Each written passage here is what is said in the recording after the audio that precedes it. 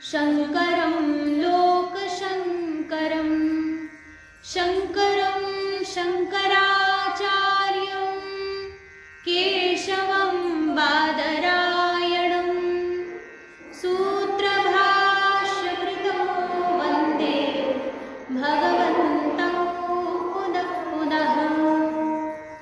ईश्वरो गुरुरात्मेति मूर्तिभेदविभागिने व्योमवद्व्याप्तदेहाय दक्षिणामूर्तये नमः।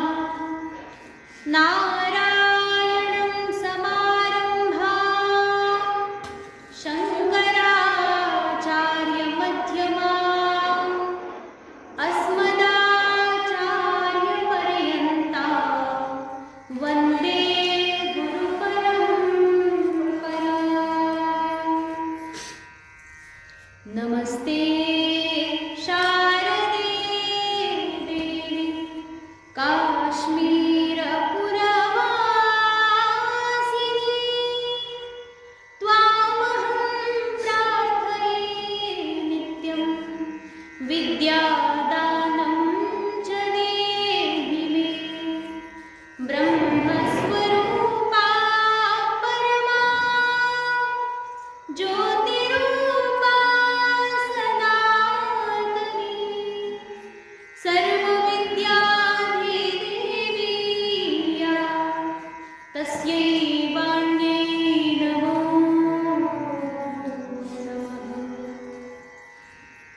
सच्चिदानन्दरूपाय विश्वोत्पत्त्यादिहेतवे तापत्रयविनाशाय श्रीकृष्णाय वयं नमः। यं प्रव्रजन्तमनुपेतमपेतकृत्यं द्वैपायनो विरहकातर आजुहाव पुत्रेति तन्मयतया तरवोऽभिनेदुः तं सर्वभूतहृदयं मुनिमानतोऽस्मि। बोलिए श्री सच्चिदानंद भगवान की श्रीमद्भागवत महापुराण की गोपाल कृष्ण भगवान की श्री राधा रानी की सब संतन की संत कबीरदास गणु महाराज की जय।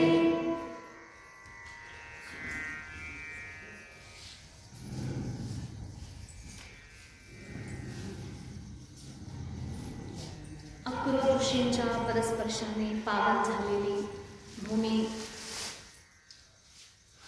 संत कबीरदास गणू महाराज यांच्या जन्मभूमी, त्याचबरोबर परमहंस परिव्राजकाचार्य आनंदाश्रम स्वामीजी महाराज यांच्या आशीर्वादाने अभिभूत असणारे, त्याचबरोबर परमपूजनीय सद्गुरुदेव स्वामी जिज्ञासानंद सरस्वतीजी महाराज यांच्या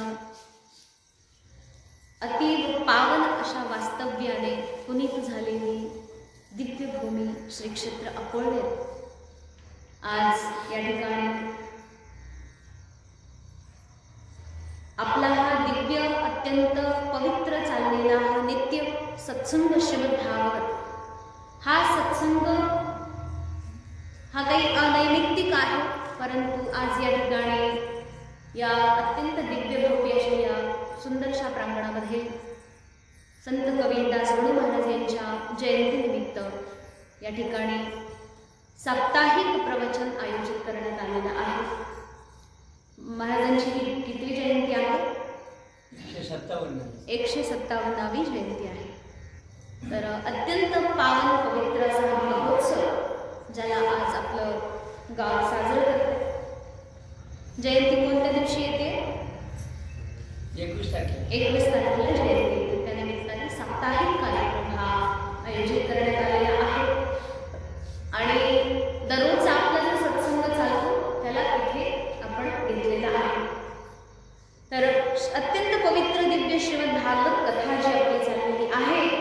या कथेमध्ये काल आपण ऐकलं होतं ध्रुव महाराज यांच्या वंशावळीचं वर्णन झालेलं आहे. ध्रुव महाराज ज्यांनी अत्यल्प वयामध्ये अगदी 5व्याच वर्षी वयाच्या 6च महिन्यामध्ये भगवान परमेश्वराची आराधना करून देवाला त्या ठिकाणी प्रसन्न केलं. परमात्म्याचं साक्षात दर्शन करून ध्रुव महाराज त्या ठिकाणी 36,000 वर्षे या पृथ्वीचे राजा बनून राज्य केलं.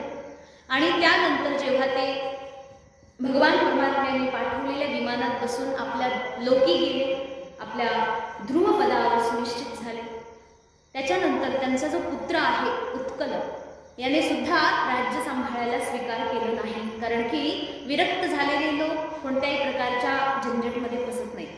जे लोक वैराग्यशाली आहेत, ज्यांच्या जीवनामध्ये कोणत्याही प्रकारच्या विषय वस्तूंचं महत्त्व उरलेलं नाही, अशा लोकांच्या जीवनामध्ये भगवान परमात्म्याच्या प्राप्तीशिवाय दुसरा काहीही उपाय उरलेला नसतो. मग अशा वेळी उत्कलाने राज्य सोडलं, वत्सराला राज्य बनवलं. आणि त्यानंतर वत्सराचे पुत्र, त्यांचे पुत्र, असं करत करत करत ही पिढी बरेच पुढे आलेली आहे. आणि त्याचमध्ये अंग नावाचा राजा, त्या अंग नावाच्या राजालाही त्या ठिकाणी यज्ञाद्वारे पुत्र झाला. त्याचं नाव ठेवलं वेन. वेन जन्मापासूनच अतिव क्रूर होता. यांच्या वंशामध्ये सगळ्यात पहिला राजा हा क्रूर असलेला. तुम्ही म्हणणार परत का सांगताय? थोडंसं पाठीमागचं सांगितलं तर आपले जे नवीन आहेत श्रोते त्यांना थोडी लिंक लागेल की नेमकं चाललंय काय. कारण की आजचा जो प्रसंग आहे तो मध्येच आलेला आहे. खरं म्हणजे जर ध्रुव उपाख्यान जर असतं तर मग ते पूर्ण आपल्याला साप्ताहिक कथेत ऐकायला मिळालं असतं. परंतु आता ते होऊन गेले आणि नेमका आपला पुढचा विषय चाललेला आहे. आणि विषय असा आहे की विचार चालला होता की रामायणातला एखादा टॉपिक निवडून 7 दिवसाकरता नवदा भक्ती म्हणा किंवा काहीतरी. परंतु आपली श्रीमद भागवत कथा ती उगाच लांबत जाईल. कारण की 6 महिने झाले तेवढ्यात आमचे 4 स्कंद अजून संपले नाही. आणि मग हे 12 स्कंद कधी संपायचे. त्याच्यासाठी म्हटलं मग आपलं उरकतं घ्यावं, नाही का, उगाच नको वेळ घालवायला. तसंही बाहेरच्या कार्यक्रमामुळे कधी कधी खाडे होतात. त्याच्याकरता मग या ठिकाणी आता महाराज वेन जे आहेत त्यांचा अतिव क्रूरपणा चाललेला. या क्रूरपणाला त्या ठिकाणी कंटाळून अंग राजा निघून गेले आणि वेन आता राजा झालेला आहे. वेनाने मात्र फार अत्याचार, धुमाकूळ माजवला. अत्याचाराने संपूर्ण पृथ्वीला हाहाकार माजवला. सगळी प्रजा त्राही त्राही झाली. ऋषीमुनी सगळे संतप्त झाले आणि सर्वांनी मिळून त्या ठिकाणी आता काय केलं? हुंकार मात्र सगळ्या ऋषीमुनींनी राजाला धराशायी केलं. राजा वेन जो आहे तो ऋषीमुनींच्या हुंकार मात्र त्या ठिकाणी मरून पडला. राजा मेल्यानंतर आता मात्र पंचायत पडली की राज्य सांभाळेल कोण? संपूर्ण पृथ्वीचा राजा आता कुणी राहिलाच नाही. आणि राजा नसेल तर प्रजेमध्ये अराजकता पसरते. प्रजेवर अनुशासन असलं पाहिजे, अंकुश असला पाहिजे, जेणेकरून संपूर्ण प्रजा सत्य धर्म आचरण करून स्वाभाविक नीतीपूर्वक वागून आपल्या जीवनामध्ये व्यवस्थित राहतील, एक सभ्य समाज बनून राहील. परंतु या ठिकाणी अराजकता पसरली. राजा नसल्यामुळे अत्यंत घोर, अत्यंत विचित्रपणा सुरू झाला. सगळ्या ऋषीमुनींनी आता प्रयत्न केला आणि त्या राजाच्या शरीराचं मंथन सुरू केलं. मग वेन राजाच्या मांडीचं मंथन सुरू केलं. मांडीतून एक अत्यंत काळा पुरुष उत्पन्न झाला. त्याला म्हटले, काय कर तू जेव्हा हात जोडून उभा राहिला तेव्हा त्याला म्हटले, निषिद निषिद. निषिद म्हणजे बस बस बस. अच्छा, मग निषिद निषिद त्याला म्हटले, तो बसला. अतिव काळा होता, संपूर्ण शरीर काळ, केसाळ प्राणी, जबडा मोठा, नाक चपट, डोळे अगदी छोटे छोटे, जे अगदी पूर्वीचे जे आदिमानव त्यासारखं सगळं शरीर त्याचं. आणि स्वभावाने अतिव क्रूर, कारण की त्याने सगळं आपल्या वडिलांचं पाप आपल्या डोक्यावर घेतलेलं. मग असा तो जो निषिद आहे त्याला निषिद निषिद म्हटलं म्हणून त्याचं नाव पडलं निषाद. त्याला वनाचा राजा बनवलं. तेव्हापासून वनाचे जे राजा आहेत त्यांना निषाद म्हटलं जातं. जसं रामायणामध्ये एक प्रसंग येतो ना, निषाद राज गुहक यांचा एक प्रसंग सुंदर येतो बघा रामायणामध्ये. तर निषाद जेवढे आहेत, जेवढी प्रजाती, हे स्वाभाविक क्रूर आहेत. त्यांचं जीवन कशामध्ये? हिंसा करण्यामध्ये, चोरी मारे डकैती, हा सगळा त्यांचा स्वाभाविक कर्म आहे. मग अशा प्रकारे त्यांना राजा बनवलं वनाचं. त्यांना म्हटले, नगरांमध्ये फिरायचं नाही, तुम्ही इकडे यायचं नाही, राज्यामध्ये यायचं नाही. चालेल म्हटलं, महाराज ते गेले. आता प्रश्न मात्र जिथल्या तिथेच होता. म्हणून त्या ठिकाणी संपूर्ण ऋषीमुनींनी मिळून, ब्राह्मणांनी मिळून आता वेन राजाच्या हातांचं मंथन सुरू केलं. दोन्ही हातांचं मंथन करताच दोन्ही हातांमधून एक स्त्री आणि पुरुष प्रकट झाला. तर प्रमथ मंथनातून प्रगट झालेला आहे, प्रमथ विस्तार केलेला आहे, म्हणून त्या पुरुषाचं नाव ठेवलं पृथू. आणि त्यांच्यासोबत जी स्त्री प्रगट झालेली होती तिचं नाव ठेवलं अर्ची. अर्ची आणि पृथू. तर हे दोघेही साक्षात लक्ष्मी आणि नारायण आहेत. त्यांच्या संपूर्ण चिन्हांना ओळखलं. सगळ्या ब्राह्मणांनी, संपूर्ण ऋषीमुनींनी बघितलं की हे जे पुरुष जो प्रगट झालेला आहे त्याच्या करकमलावरती काय आहे? शंख चक्र गदा आहे. त्यांच्या उजव्या हातावरती चक्राचं चिन्ह आहे. त्यांच्या हस्तरेषा ज्या आहेत ना, आपल्या हस्तरेषा कशा वाकड्या तिकड्या कुठूनही कशा असतात, तर त्यांच्या हस्तरेषा ज्या होत्या त्या चक्र आकृतीमध्ये होत्या. संपूर्ण अखंड चक्र, सुदर्शन चक्र बनलेलं होतं. ज्यांच्या हातावरती सुदर्शन चक्र असतं ते साक्षात भगवान विष्णूचा अवतार असतो. आणि हे जेव्हा ऋषीमुनींनी बघितलं, त्यांच्या पायावरती कमळाचे ठसे आहेत. ते जिथे जिथे चालतील मातीमध्ये, तिथे तिथे मातीत त्यांच्या पायासोबत कमळाचे ठसे सुद्धा उमटतात. म्हणून त्या ठिकाणी हे भगवान विष्णूच आहेत साक्षात असं ओळखून त्यांचं नाव पृथू ठेवलं. त्यांच्यासोबत जी स्त्री उत्पन्न झाली होती ती साक्षात भगवती लक्ष्मी सारखीच सद्गुणी होती. तिचे डोळे अत्यंत कमळासारखे, अत्यंत सुंदर, दात दंतपंक्ती, संपूर्ण शरीर जे आहे ते सुवर्णाने त्या ठिकाणी अगदी रंगीत आहे. जसं हिरण्यवर्णाम हरिणी, हिरण्यवर्णाम म्हणजे सोन्यासारखा रंग जिचा आहे ती भगवती देवी, ती सुवर्ण प्रकारे दिसते. संपूर्ण शरीर अत्यंत सुकोमल आहे अशी भगवती लक्ष्मी साक्षात त्या ठिकाणी अर्ची रूपामध्ये अवतीर्ण झाली. अर्ची आणि पृथू या दोघांचा विवाह झाला आणि विवाहामध्ये त्या ठिकाणी सगळ्या देवतांनी आपल्या परीनं त्यांना भेट वस्तू दिल्या. विवाहात आहेर करता ना तुम्ही? आहेर करता की नाही? आम्हाला काय माहिती, आम्ही लग्नाला जात नाही कधी, त्याच्यामुळे आमच्याकडे बघू नका. आहेर करता ना? हा, आहेर करावाच लागतो. आहेर नाही केला तर मग काय केलं काय? तुमचं कुठेतरी नाव बोलवलं पाहिजे, एखाद्या हंड्यावर, एखाद्या भांड्यावर, एखाद्या कुठल्या तरी तुमच्या नावाने तुम्ही दिलंय व अशा प्रकारे ते टिकून राहिलं पाहिजे, म्हणजे नाव राहतं माणसाचं. ही एक पद्धत आहे बघा. म्हणजे 10 रुपयाची कटोरी खरेदी करेल त्याच्यावरही नाव लिहिते, हरवू नये म्हणून. 10 रुपयाची वाटी हरवली तर काय फरक पडतोय, पण ते असतं. अशा प्रकारे आपलं हे जे आहे, आपलाही कुठेतरी एक सन्मान टिकून राहावा, आपल्याही प्रकारचं काहीतरी ह्या व्यक्तीने जी वस्तू दिलेली आहे म्हणून ती आठवण कायमची राहावी याच्याकरता काय केलं? त्या ठिकाणी सगळ्या देवता लोकांनी एकत्र येऊन आपल्या आपल्या पद्धतीने एक भेट वस्तू पृथू महाराज आणि देवी अर्ची यांना दिली.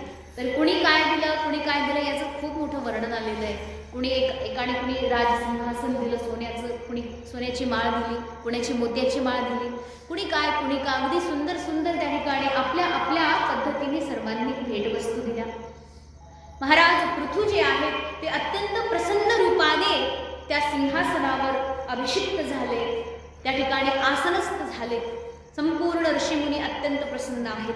सगळे भाट समोर आले, बंदीजन समोर आले आणि त्यांनी भगवान पृथू यांची स्तुती गायला सुरुवात केली. बंदीजन अत्यंत प्रसन्नतापूर्वक स्तुती गात होते, पण भगवान पृथू काय म्हटले की अरे रे रे, तुम्ही कोणाची स्तुती गाताय? ती माझी स्तुती गाण्याची गरज आहे का? म्हटले हो, तुमची स्तुती गातोय आम्ही, देवाची नाही तर आणखी कोणाची स्तुती गायची बरं? खरी गोष्ट आहे की नाही? कारण की हे संत महापुरुष असतात ते अशा तशा मनुष्याची स्तुती करत नाही. कारण शास्त्र सांगते आत्मनाम गुरुर्नाम नामोधिक कृपणस्य च श्रेयस कामान्न गृह्णीया ज्येष्ठापत्य कलत्रयम्. काय म्हटले की तुम्ही स्वतःचं नाव घ्यायचं नाही बरं का, स्वतःचं नाव घ्यायचं नाही. म्हणजे अहंकाराचं जे प्रतीक आहे मीपणा याला कधीही प्रदर्शित करायचा नाही. अहंकाराचं जे प्रतीक आहे त्याला त्याग करायचं, म्हणून स्वतःचं नाव कधीच घ्यायचं नाही. जरी तुम्हाला विचारलं ना तुमचं नाव काय, म्हणजे परंपरेत हे शिकवलं जातं बरं का आम्हाला, तुमचं नाव काय विचारलं की असं सरळ लगेच सांगून द्यायचं नाही माझं नाव असं आहे. तसं नाही आहे. माझे गुरु मला ह्या आवाजाने हाक मारतात असं शिकवलं जातं. किंवा आपलं नाव सांगून पुढे लगेच गुरूंचं सुद्धा नाव सांगितलं जातं. म्हणजे एक प्रकारे आपण गुरु अनुगामी आहोत हे दाखवलं जातं. आत्मनाम, स्वतःचं नाव घ्यायचं नाही बरं का कधी. आणि स्वतःचं नाव न घेण्याचं एक महत्त्वाचं कारण आहे इथे की आपण आपल्या कानांनी आपली स्तुती कधी ऐकायची नाही आणि ती स्तुती आपण आपल्या तोंडाने कधी गायची सुद्धा नाही. म्हणजे मी काय कामं केले, काय मोठे मोठे कामं केले याचं बखान करायचं नाही. आत्मनाम. गुरुर्नाम, गुरूंचंही नाव असं घ्यायचं नाही. जसं आपण म्हणतो ना, मोठ्या लोकांचं नाव नसतं घ्यायचं, त्यांना आदरपूर्वक दादा, मामा, काका असं काहीतरी म्हणायचं असतं. मोठ्या लोकांची नावं घ्यायची नाही. तसंच गुरूंचं सुद्धा नाव घ्यायचं नसतं. हात जोडून हा जे गुरुदेव गुरुदेव गुरुदेव. आत्मनाम गुरुर्नाम नामोधिक कृपणस्य. कृपण व्यक्ती, बघा आता आपला हा विषय होता, कृपण व्यक्तीचं नाव घ्यायचं नाही. कृपण म्हणजे एकदम चिकाट माणूस, कंजूस. कंजूस असणारा जो माणूस आहे त्याचं चुकून पण कधीच नाव घ्यायचं नाही, नावच घ्यायचं नाही. मग कंजूस माणूस म्हणजे काय? कंजूस माणूस म्हणजे काय? फक्त धनाने माणूस कंजूस नसतो बरं का. एक गोष्ट लक्षात घ्यायची, जो व्यक्ती धनाला आवडून बसतो, जो कंजूस, एवढा कंजूस आहे, दुसरीकडे दान धर्म करायचा तर सोडाच, तो स्वतः पोटाला नीट खात नाही, अशा माणसाला आपण काय म्हणतो? कंजूस. असूनही स्वतः करताही त्या वस्तूचा उपभोग घेत नाही, तो माणूस कंजूस आहे. तेच म्हटले शास्त्राने की आपण स्वतः आनंद स्वरूप आहोत. आपला आत्मा दुःखी नाहीये कधीच. आपला आत्मा निरंतर आनंद स्वरूप आहे. हा आनंद स्वरूप असणारा परमात्मा असूनही आपण दुःखी का जगतो? याचा अर्थ आपण आनंद कुठेतरी जपून ठेवलाय, लपून ठेवलाय, त्याला उपभोग घेत नाही. ही फार महान कंजूसी आहे आपली. आपल्या आत्म्याचा स्वाभाविक विषय आनंद, स्वभाव आहे त्याचा आनंद असण्याचा, आनंदित राहण्याचा, परंतु आपण आनंद सोडून दुःखी राहतो. ही आपल्या जीवनातली फार मोठी कंजूसी आहे. म्हणून शास्त्र सांगते की असे दुःखी लोक जे आहेत ना, त्यांचं कधी नाव घ्यायचं नाही. जे कधीही प्रसन्न राहत नाही, समाधानी नाही, असे असंतुष्ट लोक, अशांच्यामध्ये कधी जायचं नाही, यांचं कधी नाव घ्यायचं नाही. आत्मनाम गुरुर्नाम नामोधिक कृपणस्य श्रेयस कामान न गृह्णीयात् ज्येष्ठापत्य कलत्रयम्. ज्या व्यक्तीला आपल्या जीवनामध्ये श्रेय प्राप्त करायचं आहे, अशा व्यक्तीने कधीही त्या ठिकाणी त्यांचं नाव घ्यायचं नाही, एवढ्यांचं नाव घ्यायचं नाही. म्हटले ज्येष्ठापत्य म्हणजे मोठा मुलगा किंवा ज्येष्ठ अपत्य तुमचं जे असेल त्याला सुद्धा नावाने हाक नाही मारायची बरं का. तरी बघा पूर्वीच्या काळचे लोक केवढे सुशिक्षित होते की म्हणजे हाक नाही मारायची असतं हे शास्त्रात त्यांना काही वाचायला दिलेलं नव्हतं, त्यांनी कधी ऐकलेलंही नव्हतं, तरीही पिढीनं लावून दिलेलं, परंपरा होती. काहीतरी म्हणतील त्याला टोपण नाव, पिंट्या चिंट्या काहीतरी, किंवा वेगळं काहीतरी नाव असायचं. हो, अगदी त्याला जे नाव ठेवले त्याच नावाने अनादर करत नव्हते, कारण की ज्येष्ठ पुत्र सुद्धा आदरणीय असतो. आणि दुसरं म्हणजे कलत्रयम, पती पत्नीने एकमेकांचं नाव घ्यायचं नसतं. पूर्वीच्या काळचे लोक हे नियम बराच पाळत होते, आता तर काही राहिलं नाही कशाचं. म्हणजे पत्नीने पतीचं नाव घ्यायचं नाही, ही तर विषय झालाच, परंतु त्या पतीने सुद्धा पत्नीचं नाव घ्यायचं नाही. पहिल्यांदा घेत होते का हे नावं? नव्हते घेत ना, आता घ्यायला लागले. पहिल्यांदा नव्हते घेत हे नावं. काय म्हणत होते मग? ना काय, पिंट्याची आई, हा हा आमकेची आई, म्हणजे असंच म्हणत होते, नाव घेत नव्हते. ज्याला कल्याण करायचे आपल्या जीवनात असे नावं घेत नका बरं बसून. म्हणजे हे सांगितले शास्त्राने. त्यातला हा आपला नियम आहे बघा, की ज्या लोकांना आपल्या जीवनामध्ये कल्याण करायचं त्याने आपली स्तुती आपल्या तोंडाने कधीच गायची नाही, किंवा ती स्तुती ऐकायची सुद्धा नाही. जर स्तुती ऐकली तर जीवनामध्ये बर्बादी होते. अशा प्रकारे महाराज पृथू म्हणतात की तुम्ही माझी स्तुती का गाताय? सगळ्या भाट लोक जेवढे बंदीजन समोर बसलेले ते म्हणतात की महाराज तुम्ही स्तुती करण्या योग्य आहात म्हणून तर तुमची स्तुती गातोय आम्ही. ते म्हणले मी असं केलंच काय, आतापर्यंत मी केलंच काय असं की जेणेकरून तुम्ही स्तुती गावी? असं काहीही केलेलं नाहीये मी. बघा मी आत्ताच जन्माला आले ना, आत्ताच माझा अवतार झालेला आहे आणि जन्म झाल्या झाल्या अजून तरी मी काहीच पराक्रम केलेला नाहीये. ज्यावेळेस मी काही पराक्रम करेल ना, तेव्हा संभावित अशी स्तुती तुम्ही करा, परंतु आत्ता ही स्तुती करण्याची योग्य नाहीये. मी भविष्यात काय करेल ते तुम्ही आताच कशाला सांगून ठेवताय? म्हणजे मी करायचं ते बंधन राहून जाईल ना, तुम्ही जे सांगितले तेच करावं लागेल मला. मग भगवान म्हणतात की जे संभावित वस्तू आहेत तिची आत्ताच बखाणणी करू नका. जे काही आहे ते नंतर स्तुती करत राहा, आता सध्या करू नका. भगवान पृथ्वी बघा परमात्मा आहे तरी पण आपली स्तुती ऐकून घेत नाही. म्हणजे काही नाही जे तथ्यच नाहीये, अशी खोटी स्तुती करण्यात काही अर्थ आहे? आपण मात्र एखादा व्यक्ती जर आपली स्तुती करत असो ना, मात्र फुगून बसतो की वा वा वा किती छान बोलतोय, आणि आपल्या मनाला माहित आहे तो जे सांगतो सगळं खोटं आहे.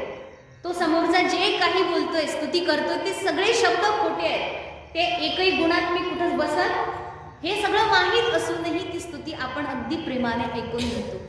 हा अत्यंत महान दुर्गुण आहे. भगवान परमात्मा आपली स्तुती ऐकून घेत नाही, जी खरी आहे तीच ऐकतात. कारण की खरी स्तुती ऐकूनच परमात्मा प्रसन्न होतात. अशा प्रकारे भगवान म्हणतात की माझ्याविषयी काही बोलू नका. अशा प्रकारे जेव्हा परमात्मा बोलतात तेव्हा मात्र सगळे भक्त आता मात्र आणखी जास्त उमंगामध्ये, आता जास्त उत्साहामध्ये स्तुती करतात. तर स्तुतीमध्ये काय करतात? त्या ठिकाणी सांगितले की भगवान पृथू साक्षात भगवान परमेश्वराचा अवतार आहे. हे भगवन, हे नारायण, तुम्ही अशा वेळी जन्माला आलेले आहात ज्यावेळी महान आतंक पसरलेला आहे पृथ्वीवरती. राजा वेन अत्यंत अत्याचारी दुराचारी राजा होता. दयाळू नव्हता, अत्यंत निर्दयी, प्रजावत्सल नव्हता, प्रजापालनामध्ये दक्ष नव्हता, अधर्मी राजा. कोणत्याही प्रकारचं धर्म आचरण त्याने जीवनात कधीच केलेलं नाही. कधी भगवान परमात्म्याची पूजा केली नाही, कधीही यज्ञ केला नाही, कधी ब्राह्मण भोजन केलं नाही, कधीच संत सेवा केली नाही. असा राजा त्या ठिकाणी असताना संपूर्ण पृथ्वी जी आहे कशी झाली होती? त्राही त्राही झाली, दुःखी झाली आहे पृथ्वी. कारण की जेव्हा गो ब्राह्मणेभ्य शुभमस्तु नित्यम म्हटलं ना, जसं गोमाता ब्राह्मणांचं ज्या ठिकाणी पूजन होतं, संत ऋषी मुनींचं ज्या ठिकाणी पूजन होतं, देवतांना यज्ञाद्वारे जिथे आहुती प्रदान केली जाते, त्या राज्यामध्ये धनधान्य संपन्न असतं. त्या राज्यामध्ये अनाचार अत्याचार कधी पसरत नाही, त्या राज्यामध्ये चोरी होत नाही, त्या राज्यामध्ये कधी अकाळ मृत्यू होत नाही, त्या राज्यामध्ये कधी दुष्काळ पडत नाही. म्हणजे विचार करा, साधारणपणे एवढं शास्त्रामध्ये सांगितलेल्या गोष्टी सुस्पष्ट असूनही आपल्याला ह्या का कळत नाही की ज्यावेळी तुम्ही सत्कार्य सोडून द्याल त्यावेळी 100% दुष्काळ पडेल तुम्हाला. ज्यावेळी तुम्ही आचरण सोडणार, नीतिमत्ता सोडणार, ज्यावेळी तुम्ही दुराचार करायला लागणार, त्यावेळी मग मात्र जीवनामध्ये संपूर्ण दुःखाने त्रासून निघणार. प्रत्येक ठिकाणी माणूस पूर्ण जीवनामध्ये तप्त होणार. मग ह्या सगळ्या गोष्टी ज्या शास्त्राने सांगितलेल्या आहेत त्याचं आचरण जर केलं नाही तर मग आपल्या जीवनामध्ये ह्या सगळ्या विषय वस्तूंच्या माध्यमातून आपल्याला केवळ दुःखच मिळणार आहे. या गोष्टीचा आपण विचार करत नाही. आणि मग या ठिकाणी भगवान पृथू जे आहेत याच करता अवतीर्ण झालेले आहेत. महाराज पृथू यांचं जे जीवन आहे बघा, जसं त्या दिवशी पण सांगितलं होतं मी, जेव्हा अत्यंत काळोख असतो, अंधार असतो त्याच वेळी उजेडही यायला लागतो. कारण की बघा, जेव्हा सूर्य उदय व्हायची वेळ होते तेव्हा त्याच्या थोड्याशा वेळ अगोदर सगळ्यात जास्त अंधार असतो. रात्री कधीच एवढा अंधार नसतो, मध्यरात्री पण अंधार कमी असतो, परंतु पहाटेच्या वेळी जास्त अंधार असतो. कारण की त्यावेळी सगळ्या तारका पश्चिमेकडे गेलेल्या असतात. कारण की आता सध्या तारे आहेत आकाशामध्ये, जरी चंद्र दिसत नसेल पण तारे मात्र आहेत.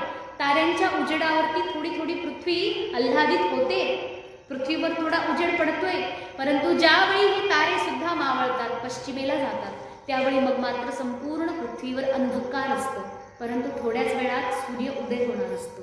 याचा अर्थ ज्यावेळी उजेड व्हायचा आहे त्याच वेळी नेमका सगळ्यात जास्त अंधार असतो. तसंच म्हटलंय की या ठिकाणी सुद्धा राजा वेन आला, अत्याचार केला, अन्याय केला, संपूर्ण लोकांना त्राही केलं. आणि याच वेळी बघा, सगळ्यात जास्त त्रास जेव्हा असतो त्याच वेळी भगवान परमात्मा येतात. रावणाने अत्याचार केला नसता तर भगवान परमात्मा तरी कशाला आले असते? कंसाचा अत्याचार नसता तर भगवान परमात्म्याला येण्याची काय आवश्यकता होती? ज्यावेळी संपूर्ण पृथ्वी या राक्षसांच्या द्वारे अगदी तप्त होऊन जाते, त्राही होते, त्यावेळेला भगवान परमात्मा अवतार धारण करून येतात. आणि बघा, प्रभू तुम्ही या ठिकाणी अवतार धारण करून आलेले आहात, याचा अर्थ हे जे दुःख आहे ते सगळं काय होईल? आता नष्ट होऊन जाईल. सूर्य उदय झाल्याबरोबर सगळा अंधकार एका क्षणामध्ये काय होतो? लुप्त होऊन जातो. त्याच प्रकारे परमात्म्याच्या अवताराद्वारे, या परमात्म्याच्या अवतीर्ण झाल्याद्वारे त्या ठिकाणी तत्काळ संपूर्ण लोकाचं जे दुःख आहे ते काय होईल? सगळं दुःख नष्ट होऊन जाईल. सगळ्यांनी कृपा करून फोन बंद करा. तर मग अशा प्रकारे भगवान परमात्मा तुम्ही याच करता खरं तर अवतीर्ण झालेले आहात. हे देव प्रवर श्री नारायण, तुमची महिमा अद्भुत आहे. आणि तुमची महिमा वर्णन करण्या एवढं सामर्थ्य आमच्यामध्ये मुळीच नाही. तरीही बघा, तुम्ही आमच्यावर कृपा करण्याकरता, आमच्यावर अनुग्रह करण्याकरता, या दीन दुबळ्यांच्या वरती त्यांना उद्धार करण्याकरता या पृथ्वी लोकावर अवतार धारण करून आलेले आहात. आणि तुमच्या या संपूर्ण जीवनाद्वारे, तुमच्या जीवनामध्ये तुम्ही जे काही कराल, लीला, ही सगळी जी लीला आहे, तुमच्या अगोदरही आणि तुमच्या नंतरही कथा बनून त्या कथेचं अमृत रसपान करून लोकांचा उद्धार होईल. म्हणजे बघा, परमात्मा येतात तेवढ्याच काळात फक्त लोकांना आनंद देत नाही बरं का. भगवान श्रीकृष्णांनी लीला केली कधी? द्वापर युगाच्या शेवटी. हा बघा, किती आता 5-6 हजार वर्ष झाली त्याला. तेव्हा भगवान श्रीकृष्णांनी लीला केली, त्यावेळी सगळ्या लोकांना आनंद दिला त्यांनी. गोपिकांना आनंद दिला, गोप लोकांना आनंद दिला, द्वारकावासियांना आनंद दिला. संपूर्ण भारतवर्षामध्ये भगवान श्रीकृष्णांनी आनंद प्रदान केला. पण बघा, ज्यावेळी परमात्मा अवतार धारण करून आले होते, तो आनंद फक्त तेवढ्याच वेळ नव्हता बरं का. भगवान श्रीकृष्णांनी केलेल्या सगळ्या लीलेला एका ग्रंथाद्वारे आजपर्यंत अत्यनूतन नवीन आनंद त्या ठिकाणी सर्वांना दिला जातोय. याचा अर्थ परमात्मा आनंदाचा सागर आहे आणि हा आनंद कधी संपू शकत नाही. या कथेच्या माध्यमातून भगवान परमात्मा निरंतर लोकांना आनंद वाटण्याचं कार्य करत आहेत. आणि हेच कार्य, हे भगवान पृथ्वी महाराज, तुम्ही याच कार्याकरता या ठिकाणी अवतीर्ण झाला आहात. परम दयाळू आहात तुम्ही. ज्या प्रकारे म्हटले की सूर्यनारायण जे आहे, काय करतात? जेव्हा उन्हाळ्याचे दिवस येतात ना, कडक ऊन पडतं बघा ज्यावेळी, तर ते कडक ऊन पडण्याचं कारण काय असतं तुम्हाला माहिती आहे का? नाही माहिती ना. कडक ऊन पडतं ना, त्यावेळी काय होतं? समुद्रामधून पाण्याचं बाष्पीभवन होतं. ऊन पडतं तेव्हा तर बाष्पीभवन होईल ना पाण्याचं. आणि मग या कडक उन्हाद्वारे सूर्यनारायण या जलाचं बाष्पीभवन करतात, आकाशामध्ये घेऊन जातात आणि त्याचं ढग बनतं आणि ते सगळ्या पृथ्वीवर कोसळतं. कशा करता? पाऊस पाडण्याकरता ऊन जास्त पडतं. हे खरा न्याय आहे. त्याच प्रकारे सांगितले भगवान परमात्मा श्री हरी नारायण काय करतात? लोकांना दुःख देतात.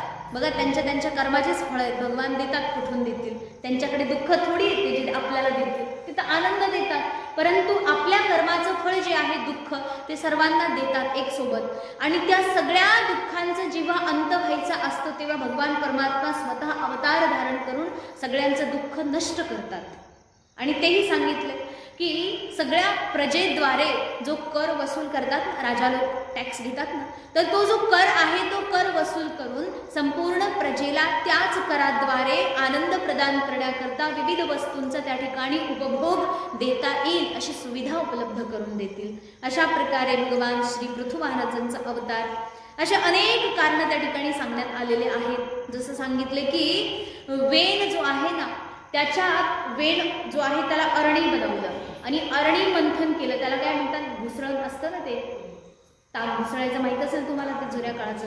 तर ते जे अरणी म्हणतात ना त्याला, रवी, हा रवी, तो जो अरणी आहे, त्या अरणीद्वारे, जसं की तो अरणी म्हणजे राजा वेण आहे, त्याचं मंथन करून त्या ठिकाणी अनेक दुःखांना सामोरं जाऊन भगवान श्री नारायण त्या ठिकाणी अग्निरूपामध्ये प्रकट झालेले आहेत. आणि अग्नीमध्ये संपूर्ण दुःखांचं, संपूर्ण दुर्धर्षांचं त्या ठिकाणी निर्मूलन करण्याचं सामर्थ्य आहे. अशा प्रकारचे तुम्ही अग्नी आहात की आमच्या सर्व वेदनांना नष्ट करताल. अशा प्रकारे प्रार्थना केली. अनेक प्रार्थना या ठिकाणी, अनेक संबोधनं केलेली आहेत, अनेक कारणं सांगितलेली आहेत.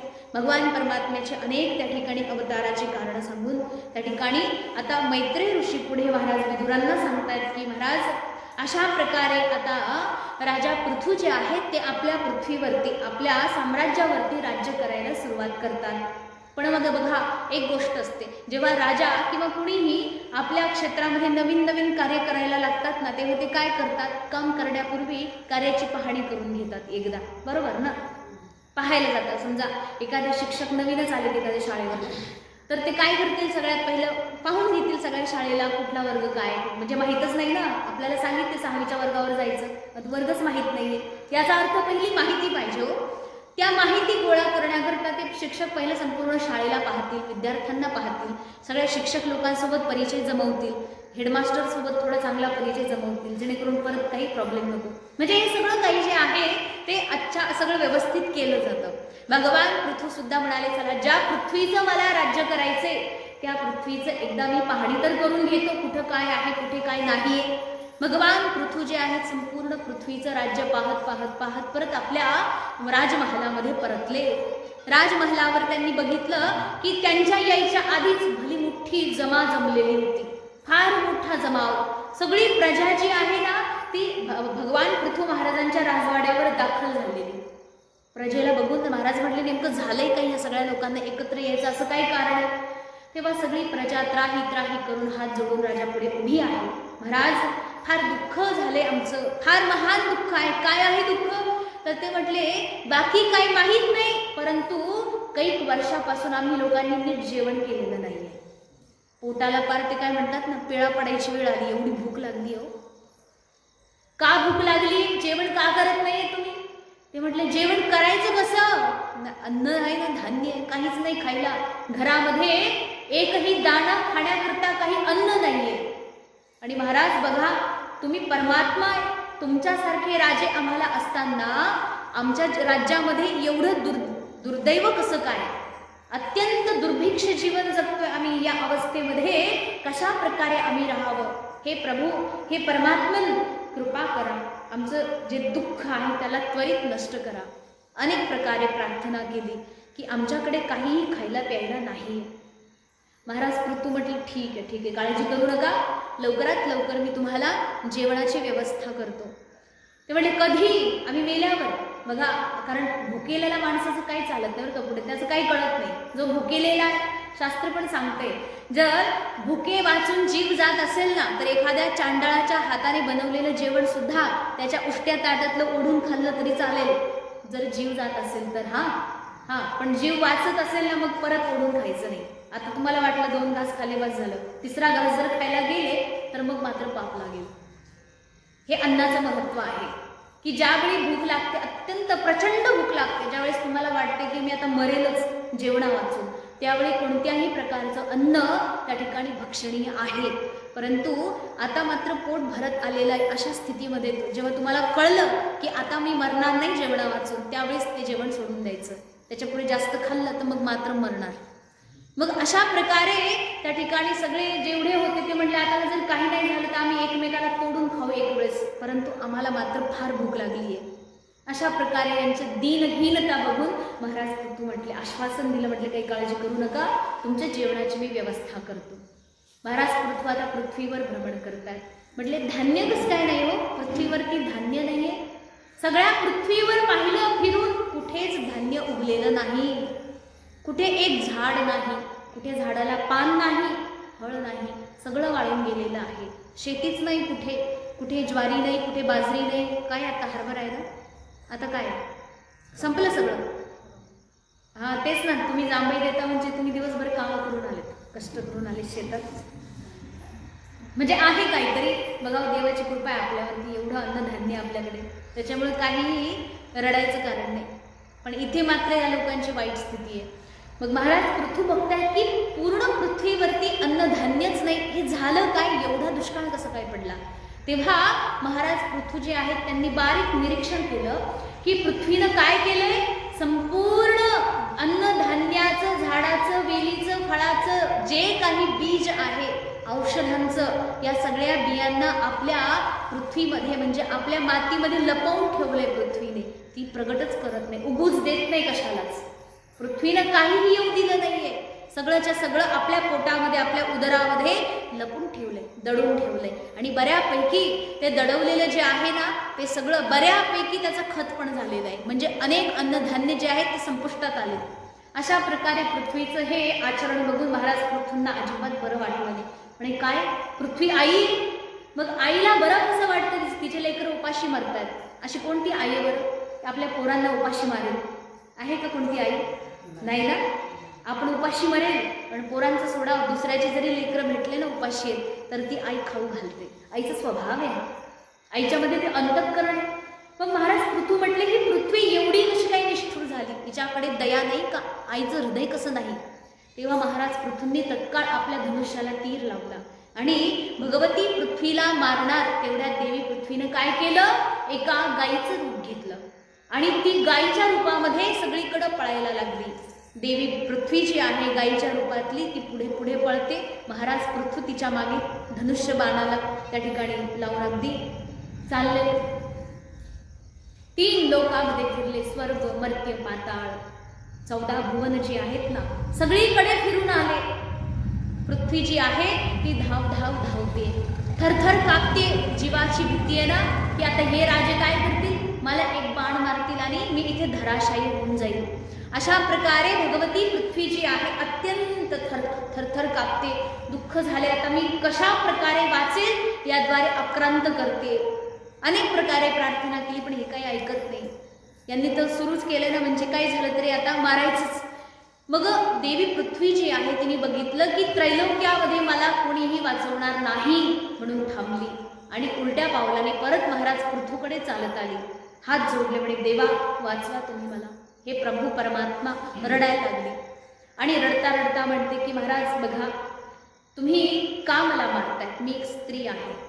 बघा म्हणजे काही झालं ना की महिलांचं एक खूप सुंदर शस्त्र आहे. काय हा नाही, महिलांचं स्त्रियांचं एक सुंदर शस्त्र आहे रडायचं. हां म्हणजे रडलं की समोरचा माणूस अर्धात घाण होऊन जातो. उरलेलं मग तुम्ही थोडंफार बोलायचं, थोडं तेल मीठ मिरची लावून, म्हणजे काय होतं समोरचा माणूस जो आहे पूर्णपणे थंड पडून जातो. एक तर रडण्यातच माणूस, तुम्ही एकदा रडायला सुरुवात केली की त्याचा क्रोध लगेच खाली येतो, क्रोधाचा पारा. भगवती पृथ्वी जी आहे गोमातेच्या रूपात ती पहिली रडायला लागली. महाराज पृथ्वी जे होते त्यांचं धनुष्य वर होतं तेवढं खाली झालं आणि बोला काय पुढे. रडता रडता म्हणते की भगवन मी स्त्री आहे. आणि बघा जो व्यक्ती थोडासा विवेकवान आहे तो व्यक्ती कधी एखाद्या स्त्रीने फार मोठा जघन्य अपराध जरी केला तरीही त्या स्त्रीवर कधी हात उचलत नाही, जो विवेकशील पुरुष आहे. म्हणजे बघा कोणत्याही स्थितीमध्ये नारी आदरणीय आहे. चुकूनही एखाद्या स्त्रीवर हात नाही उचलायचा. ती स्त्री कोणत्याही रूपामध्ये असो, पत्नी असो, पुत्री असो अथवा भगिनी असो. माता तर सोडा, आईचा तर विचारच नाही. पण आता तर फार विचित्रपणे आईला पण लाद घालते ते लोक. कोणत्या जन्माला जातील ना म्हणजे त्याचं वर्णनच आलं नाही शास्त्रात. आईला लाद घालणाऱ्याला कोणता नरक मिळेल देवाला आता विचार करावा लागेल, असा नवीन नरक शोधावा लागेल. तर असा नरकच झालेला नाही आहे. मग कोणत्याही स्थितीमध्ये स्त्री आदरणीय आहे. अशा प्रकारे मग या ठिकाणी भगवती पृथ्वी म्हणते की मी स्त्री आहे. प्रभू तुम्ही मला कशा प्रकारे मारता हो, तुम्ही तर राजा आहात, तुम्ही नृपती आहात, लोकपालक आहात, आमचे पालक आहात. तुम्ही आमचं पालन करण्याचं तुमचं कर्तव्य आहे. या स्थितीमध्ये तुम्ही कशा प्रकारे बरं मला मारतायत, हे योग्य नाही. आणि जर तुम्हीच मला मारायला निघले तर माझी रक्षा करेल कोण. आणि विचार करा बरं, तुम्ही भगवान नारायण, तुम्ही साक्षात परमात्मा आहात, विष्णूचा अवतार आहे तुम्ही. हे बघा तुम्ही बाहेर बघू नका बरं का, गाडी गेली तर ती गाडी तिकडे जाते ना, मला त्याचा काहीच डिस्टर्ब नाही आहे. तुम्ही तिकडे बघितलं का मग होतो डिस्टर्ब. त्याच्यामुळं इकडेच बघा बरं का. तर अशा प्रकारे सांगितलं की हे भगवन तुम्हीच माझा उद्धार केलाय. कधी उद्धार केलाय बरं, भागवत ऐकणाऱ्यांनी विचार करून सांगायचा. पृथ्वीचा उद्धार देवाने कधी केला. हा रसातळात गेली होती पृथ्वी. भगवान ब्रह्मदेवाच्या नाकामधून आले, काही ठिकाणी तोंडातून अवतार. वराह भगवान त्या ठिकाणी अवतार धारण करून आले. अगदी अंगुष्ठ मात्र, अंगठे एवढंच त्यांचं आकृती होती. जशी ते बाहेर आले त्याबरोबर अवाढव्य आकृती झाली आणि ते गेले कुठे, तळाला गेले, रसा तळाला, पृथ्वीला शोधण्याकरता. कारण देवाला आज्ञा दिली होती, ब्रह्मदेवाला आज्ञा दिली की तुम्ही सृष्टीची रचना करा. मनु महाराजांनी शतरूपेला त्या ठिकाणी जन्माला घातलं ब्रह्मदेवाने आणि म्हटले जा आता तुम्ही काय करा, सृष्टी रचना करा. ते म्हटले महाराज सगळीकडे तर पाणीच पाणी आणि तुमच्या सृष्टीची रचना करायची कुठं आम्ही. मग म्हटले अच्छा ठीक आहे. मग विचार करतात, देवाला प्रार्थना केली, भगवान प्रसन्न झाले आणि त्यांनी वराह रूप घेऊन रसातळात गेलेल्या पृथ्वीला शोधून काढलं. रसातळात कोणी घातली होती, हा रसातळात गेली होती, समुद्राच्या माध्यमातूनच रसातळात गेली होती. कोणी घातलं होतं तिला तिथे, तर हिरण्यकशिपूचा भाऊ हिरण्याक्ष दैत्य, हे दोघं भाऊ. हे दैत्य आहेत ना, दितीचे पुत्र, तर कश्यप ऋषींचे पुत्र दैत्य. तर त्या ठिकाणी सांगितले की हिरण्याक्षाने पृथ्वीला समुद्रामध्ये रसातळात नेऊन खाली घातलं होतं. त्या पृथ्वीचा उद्धार करण्याकरता वराह भगवान आले आणि आपल्या दोन्ही दातांवरती पृथ्वीला ठेवून समुद्राच्या बाहेर घेऊन आले.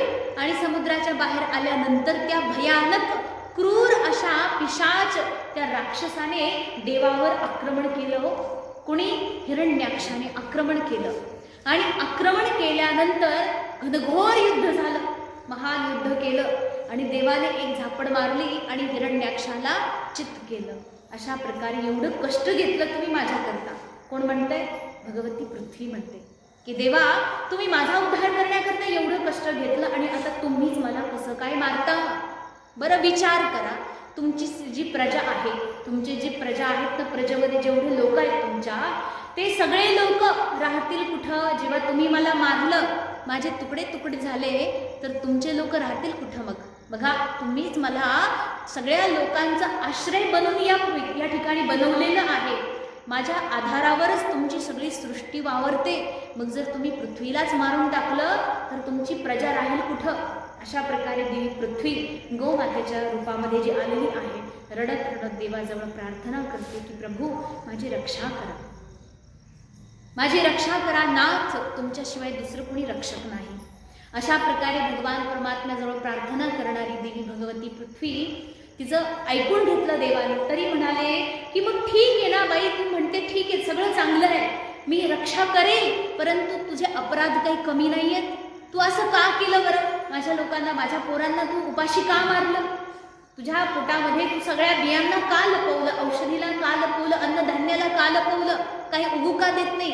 तेव्हा भगवती पृथ्वी म्हणते की प्रभू, तुम्ही विचार करा ना, माझ्यावरती आत्ताही लोकांनी केवढा मोठा आक्रमण केलेलं आहे, केवढा आक्रोश केलेला आहे. माझ्यावरती एवढे सगळे राक्षस प्रवृत्तीचे लोक जगतात आणि मी पाहिलं की या पृथ्वीद्वारे जमिनीतून उगणारं जे अन्नधान्य आहे, ते अन्नधान्य ऋषी मुनींच्या मुखामध्ये कमी जाते, सज्जन लोकांच्या मुखामध्ये कमी जाते आणि चोरी डकैती करणाऱ्या लोकांच्याकडे ते जास्त जाते. बघा, हे अन्नधान्य जेव्हा चोरीमारी करणाऱ्याच्याकडे जातं, तेव्हा पृथ्वी आपलं अन्नधान्य लपवून घेते, कारण तिला आनंद होतो. तिच्याद्वारे आलेलं अन्नधान्य एखाद्या साधूच्या मुखामध्ये गेलं, पृथ्वीला आनंद होतो. बरं का? मग विचार करा, तुम्ही ज्या शेतीमध्ये शेती करता, बरं का, लक्षात घ्या, तुम्ही सगळे शेतकरी लोक, ज्या शेतामध्ये तुम्ही शेती करता, तिथून पिकलेला एखाद्या गव्हाचा जर तुम्ही एखादा क्विंटलभर गहू म्हणा, थोडासा ज्वारी म्हणा, थोडे हरभरे म्हणा, किंवा जे तुमच्याकडे पिकतंय ते काही जरी कुठेतरी चांगल्या ठिकाणी दान केलं, अन्न, बरं का, अन्नदानाचं फार महत्त्व आहे. ते अन्न जर तुम्ही एखाद्या आश्रमामध्ये, एखाद्या मंदिरामध्ये, एखाद्या गोशाळेमध्ये, एखाद्या संस्थेमध्ये, एखाद्या चांगल्या ठिकाणी जर ती अन्नाची पंगत जर तुम्ही घातली, अन्नदान केलं, तर तुमची जी जमीन आहे ना, पृथ्वी जिच्यावर तुम्ही नांगर करून पिकवता, ती जमीन तुमच्यावर खुश होते, ती पृथ्वी खुश होते आणि जेवढं अन्न पहिल्यांदा तुम्हाला दिलं ना तिने, आता ह्याच्या डबल देते. आहे की नाही? खरं आहे? हां, तुम्ही करून बघा. मग केल्यानंतर माझ्याकडे या की खरं आहे की खोटं आहे, मग तेव्हा बघू आपण पुढे काय करायचं ते. आधी करून तर बघा. पण तरी तुम्ही करतात असं मी म्हणत नाही, तुम्ही करत नाही, करता, खूप करता. नाही तर आमच्यासारखे लोक कशावर जिवंत आहेत? तुम्ही लोक दिवसभर कष्ट काम करताना रानावनात अदबताय, तेव्हा आमच्यासारख्या लोकांना खायला मिळतंय.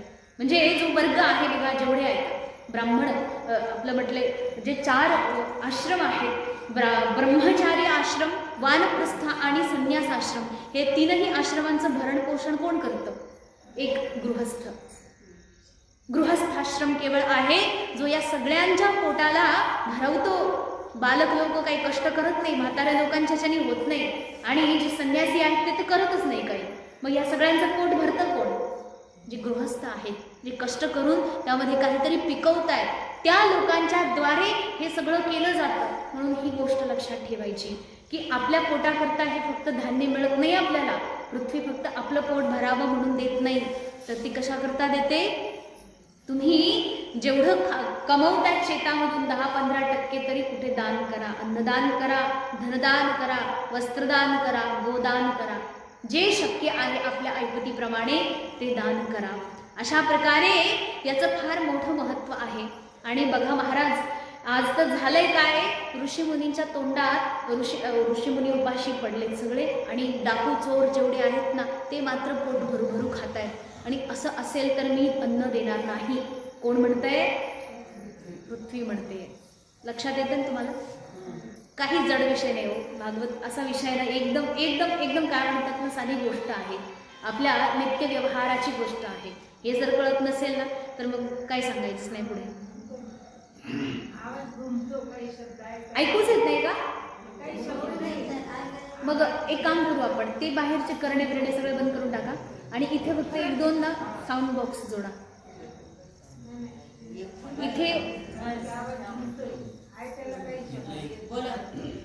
इथे फक्त 1-2 असे साऊंड बॉक्स जोडले ना तरीही हे शक्य आहे. या बसा बसा बसा.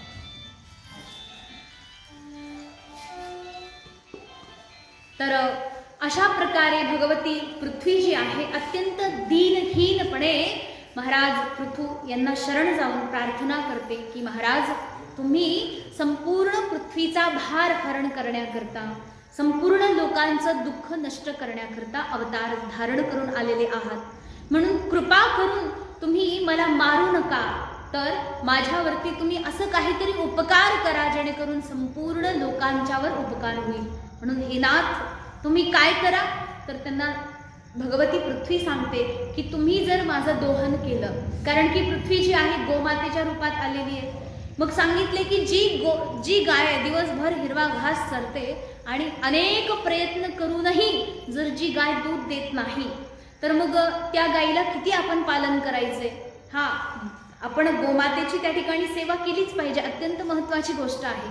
तथापि तिनं दूध देणं हे सुद्धा आपल्या लेकरांकरता कर्तव्य आहे की नाही. निदान तिच्या वासराकरता तरी तिने दूध दिलं पाहिजे ना, एवढं तरी उपकार केला पाहिजे. म्हणून हे भगवती पृथ्वी, तुझ्यावरती वावरणाऱ्या संपूर्ण जीव जे उपाशी आहेत त्यांच्या पोट भरण्या इतकं तरी तू अन्नधान्य आम्हाला दे, अशा प्रकारे सांगितलं. तर भगवती पृथ्वी म्हणते, काम करा महाराज, तुम्ही माझं दोहन करा, कारण की माझ्यावर असणारं सगळं अन्नधान्य जे बीज आहे ते सगळं विलुप्त झालेलं आहे. ते माझ्या उदरामध्ये बऱ्यापैकी जीर्ण झालेलं आहे आणि ते काय आता परत उगणार नाही. सगळे औषधं लुप्त झालेली आहेत. यज्ञामध्ये टाकली जाणारी जी हविष्य आहुती आहे ते सगळं औषधी लुप्त झालेली आहे.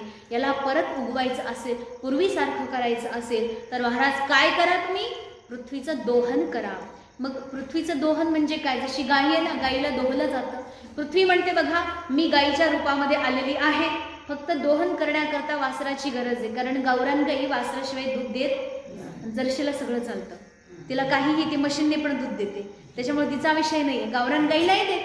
तर भगवती पृथ्वी म्हणते की तुम्ही वासरू बनून एखाद्याला कोणाला तरी माझ्याकडे पाठवा, मी तुम्हाला इच्छा असेल ती वस्तू देईल. अशा प्रकारे मग महाराज पृथू त्यांनी काय केलं म्हणतात की त्यांनी बछडा बनवलं स्वयंभू मनू महाराजांना, आणि मनू महाराजांना सांगितलं तुम्ही बछडा बना आणि भगवती पृथ्वीचं दोहन करा. तेव्हा स्वयंभू मनूंनी पृथ्वीचं दोहन केलं आणि त्यातून धान्याची उत्पत्ती झाली. हे बघितलं, हे दृश्य सगळ्या देवी देवतांनी बघितलं, सगळ्या ऋषीमुनींनी बघितलं, अप्सरांनी, गंधर्वांनी, किन्नरांनी, नागांनी, देवतांनी, सापांनी, विचूंनी सगळ्यांनी बघितलं हो हे दृश्य. ज्यांना ज्यांना इच्छा आहे आता आपली प्रजाती पूर्वीपेक्षाही जास्त बळकट करायची, ज्यांची ज्यांची इच्छा आहे त्या सर्वांनी एकत्र आले आणि ते म्हटले की आमच्या वतीने तुम्ही वासरू व्हा आणि आमच्यासाठी हे उत्पन्न करा. तर ते काय काय उत्पन्न केलं याची चर्चा आपण उद्या करू. याचबरोबर भगवती पृथ्वीने एक कामधेनू ज्या ठिकाणी गाईचं रूप घेऊन आली होती तेव्हा पृथू महाराजांना म्हटली की महाराज तुम्ही एक काम करा, आत्ता सृष्टीचं त्या ठिकाणी संरचना काही अजून ठीकठाक झालेली नाही, कारण की मनू महाराज आहेत, त्यांनी त्यांचे पुत्र उत्पन्न केले, राजा उत्तानपादांचा मुलगा ध्रुव आहे आणि ध्रुवापासून ही परंपरा चाललेली आहे. अर्थात ही पृथ्वी अजून काही फार जुनी झालेली नाही, आत्ताच बनलेली आहे आणि पृथ्वीवरती अशी सपाट समतल जमीनच नाही आहे कुठे, सगळी उबड खाबड जमीन आहे, जिथे ज्याला जसं वाटले तसे राहिलेत. त्यापूर्वी म्हणजे महाराज पृथू जे आहेत त्यांच्या अगोदरची ही कथा आहे. तोपर्यंत असं गाव वसलेलं नाही आहे, कुठे कुठे नगर नाही आहे, कुठे असा प्रांत नाही, भूभाग, एक समतल जमीन कुठेच नाही आहे जिथे माणूस शेती करू शकतो, जिथे गाव बनून राहू शकतो. अशा प्रकारे काहीही व्यवस्था जमलेली नव्हती. ज्याला जिथे जसं जमलं तसे राहिले, वाडवस्ती करून कुठे कसे वनवाशी सारखे राहायचे. तेव्हा भगवती पृथ्वी म्हणते, एक काम करा, पर्वतांना सोडून तुम्ही बाकी संपूर्ण पृथ्वीला समतल करा आणि अशा प्रकारे समतल करा की जेणेकरून पाऊस पडला तर ते जे पाणी आहे ते सगळंच्या सगळं कुठेतरी एकाच कोपऱ्यात जमा नाही होणार. ते सगळं पाणी सगळीकडे समान रूपाने जमा होईल, जेणेकरून पृथ्वीचा कोणताही भाग शुष्क राहणार नाही.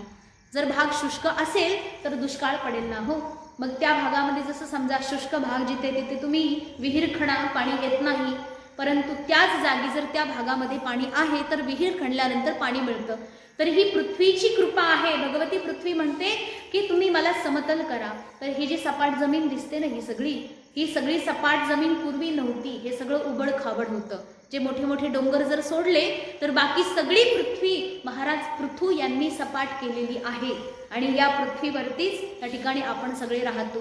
हे नगर, ग्राम, वस्ती आदी जे काही प्रदेश आहेत या सगळ्याची स्थापना महाराज पृथू यांनी त्या काळी केलेली आहे. ही सत्ययुगाची गोष्ट आहे आणि याचमध्ये त्या ठिकाणी आता महाराज पृथूंनी भगवती पृथ्वीचं दोहन प्रारंभ केलं.